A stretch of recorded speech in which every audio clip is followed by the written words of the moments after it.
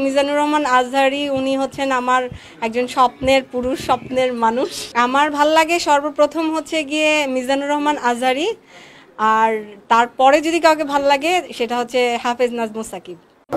অবশেষে মিজানুর রহমান আজহারিকে বিয়ের প্রস্তাব দিল প্রিয়াঙ্কা, এক মডেল অভিনেত্রী, একটা মডেল তারকা।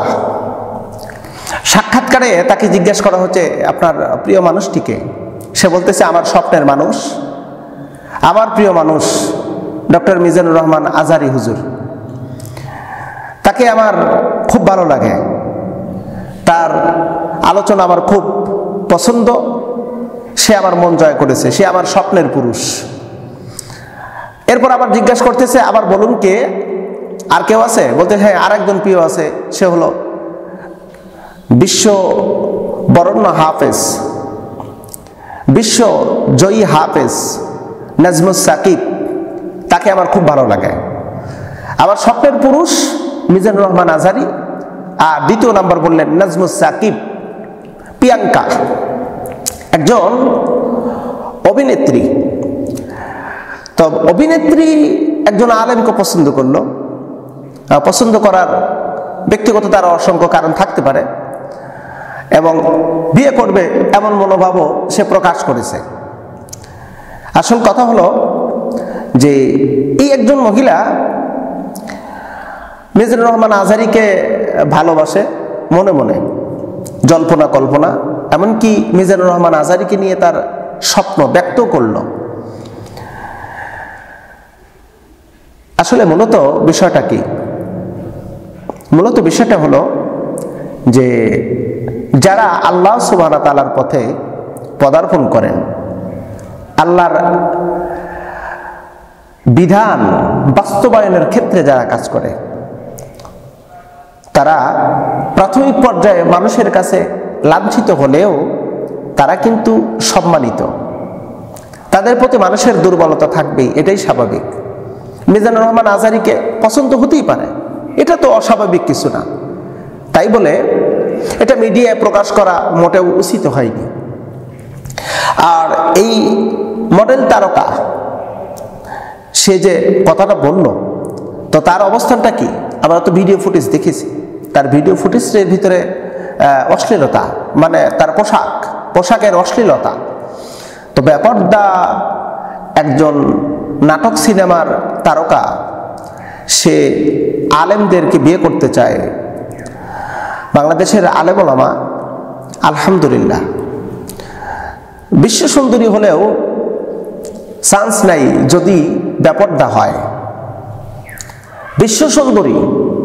বিশ্ব সুন্দরী হলেও লাভ নাই যদি সে বেপর্দা হয়। আর আলেমরা কখনো সুন্দরী পূজারী না, কারণ তারা ভালো করে জানে যে আল্লাহ সুবহানাহু ওয়া তাআলার বিধান ব্যতীত কোনো কাজ করলে আল্লাহ নারাজ হবে, লানত করবে। তাই প্রিয়াঙ্কার আশাটা, হ্যাঁ তার আশাটা করাটা ঠিক, তবে তাকে কিছু কাজ ছেড়ে দিতে হবে। নাটক সিনেমা ছেড়ে দিন, নাটক সিনেমা ছেড়ে পর্দায় চলাফেরা করুন, ইস্তেগফার করুন, আর দোয়া করেন আল্লাহ মিজানুর রহমান আজহারিকে যদি নাও পাই, মিজানুর রহমান আজহারির মতন একজন ভালো একজন আলেম যেন আমার জীবন সঙ্গিনী হয়। অবশ্য আমরা এটা অবগত, মহিলারা আলেমদেরকে বেশি পছন্দ করে, মহিলারা বেশি আলেমদেরকে পছন্দ করে, এটা অ্যাপ্রুভেড। তবে এই অশ্লীলতা যারা করে, এরা অবশ্য আবার কিছু সংখ্যক আছে আলেমদের বিরুদ্ধচারণও করে। অনেক আছে যারা আলেমদেরকে মোটেও সহ্য করতে পারে না। প্রিয় বন্ধুরা, কথার প্রসঙ্গে যে কথাটি বলতে চাচ্ছিলাম তা হলো আল্লাহ পাকের বিধান মোতাবেক যেই মানুষটি চলবে, তাকে গোটা দুনিয়ার মানুষ সম্মান ইজ্জত করবে, তার গোলাম হয়ে যাবে। আল্লাহ পাক বলেন খলাকালাকুম মা ফিল আরদি জামিআ, বান্দা গোটা দুনিয়ার যা কিছু সৃষ্টি করা হয়েছে সব তোমার গোলাম হয়ে যাবে যদি তুমি আল্লাহর গোলাম হও। আমি আপনি যদি আল্লাহর গোলাম হই, তাহলে গোটা দুনিয়ার সমস্ত মাখলুক আমার আপনার জন্য গোলাম হয়ে যাবে। এটার বাস্তবতা বোঝানোর জন্যই কিন্তু আপনাদের উদ্দেশ্যে আমার কথাটি বলা।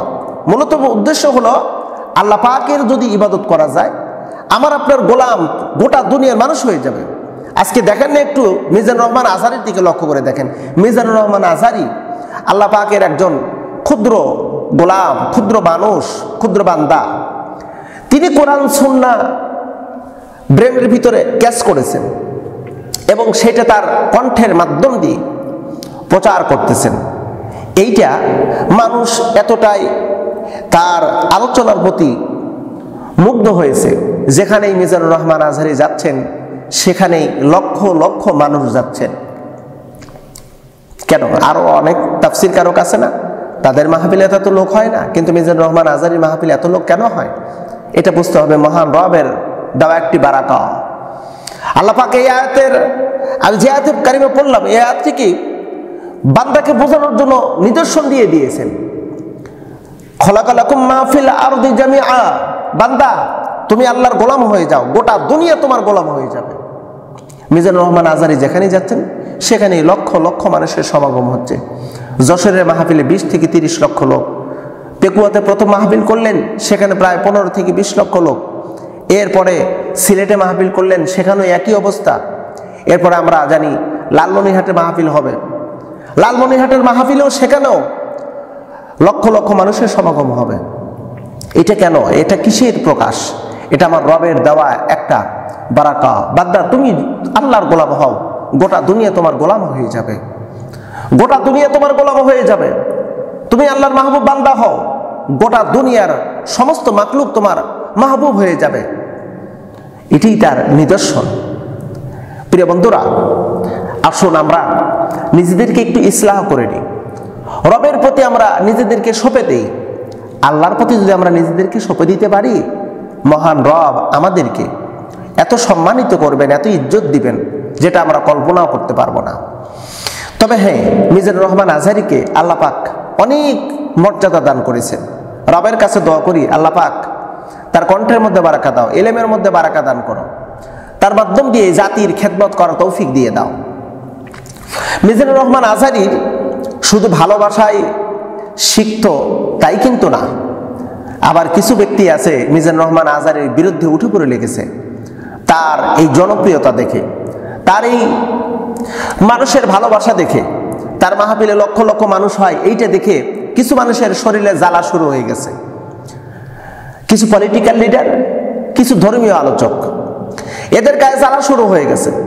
শুধু তাই নয়, মিজানুর রহমান আজহারীর বক্তব্যকে নিয়ে দেখা যাচ্ছে কিছু রাজনৈতিক মহলে আলোচনা সমালোচনা শুরু হচ্ছে।